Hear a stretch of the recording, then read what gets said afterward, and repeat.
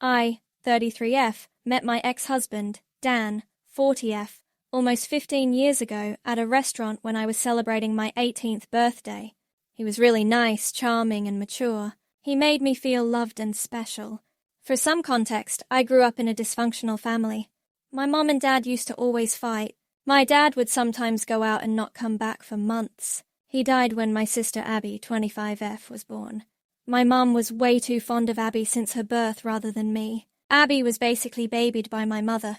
She didn't neglect me at all, always did her best as a mother, and provided for me, but I always felt sometime missing.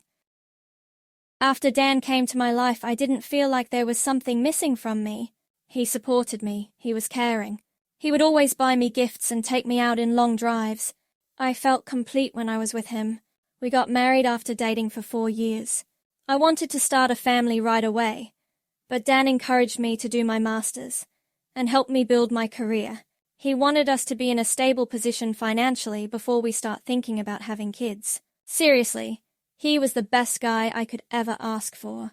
After 5 years of being happily married, I discovered that my husband was cheating on me with Abby. I discovered the affair when my husband made an excuse that he will go out of town for a week, but he stayed in town and he booked a hotel room where he and Abby can have sex. This has been going on for 6 months behind my back. I was really devastated. Abby and I were close growing up. I loved her and cared for her. How could she do this to me? After the D-Day, Dan and I had a fight. I asked how could he do this to me? That too with my sister who just turned 19. He said he didn't love me anymore, that I don't give him enough attention, that I am not the same girl he fell in love with. Between this mess, I discovered that I was pregnant, but due to the stress, I lost the baby. He didn't even care enough to visit me at the hospital when I lost our child. He was having a weekend getaway with my sister. I should have seen the signs. Abby would always be touchy with Dan. Dan would sometimes stare at her. But it is still very disturbing for me. My mother as usual took Abby's side and told me to just make peace with it. I wanted to keep all myself because I had no one left. Lost my child and my husband, my whole family. Then my best friend Tina, my savior, came to my rescue. She was moving to another state and asked me to come with her. I said yes. I was already divorced at that point and we lived in a small town, so I would obviously run into my ex and my sister. It took me a while to settle into my new life in a different state, but I met some kind people there. It helped me heal some trauma. I still have trust issues. I met my now husband Tony, 32M, after 1 year of moving to the new place. I was really hesitant and kept my guard up, but he showed me that he is trustworthy and loves me a lot.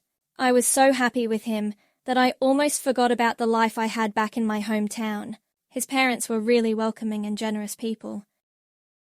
We got married a year ago. I am now pregnant with our first child.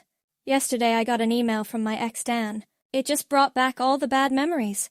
I am just paraphrasing his email. He mentioned that he misses me. He tried to find me but couldn't. He is very miserable with my sister. She is very dumb and doesn't care about him like I do. I used to bake him a cake and throw birthdays for him, but Abby only texted him happy birthday and didn't even bother to buy him a cake. Plus she is very rude. She doesn't respect him. She is always at the bar with her friends. He also mentioned that she has cheated on him 5 times already. The last affair was with his cousin. Our mother also doesn't stop her. He will soon file for a divorce, but lately he has been missing me a lot. He wants us to try again as a couple. He wants us to become a family just like before. Since I do not have social media except for Instagram, which is private, he probably doesn't know that I am married and I have a baby on the way. I don't know if I should feel pity for him or just laugh because the grass on his side is very brown rather than green. Update. I just wanted to say thanks to all of you who messaged and showed me support. I have decided to send him an email and be done with it. It goes like, Dan, I am sorry to hear that you are suffering, but there is no way I would be with you. Yes, there was a time when I used to be that girl who would have taken you in a heartbeat, but that girl is not there anymore. That girl has died the day I had a miscarriage and you were somewhere shacking up with my sister. I called you, but you never picked it up. I am married to a wonderful man who loves me and cherishes me. I am also pregnant with our first child. I am beginning this new chapter of my life with someone I love and care deeply. So please do not contact me ever again. You made your choice. You chose my barely legal sister over me. I do not care if she cheats on you or she doesn't respect you. Someone like you don't deserve loyalty and respect anyways.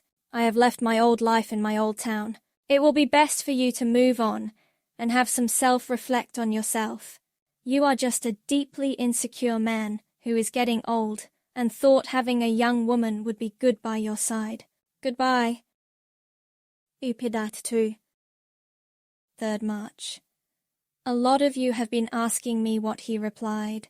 Well, he replied within an hour of me emailing him. He said that he was stupid enough to believe that I would still wait for him, and he said he would always wait for me because no matter what, I will always be his baby doll. I cringed hard. He used to call me that, but now it feels repulsive. I also got an email from my mom and my sister. My mom just congratulated me and was excited that she is going to be a grandmother, and my sister also did the same and said she will be the cool aunt.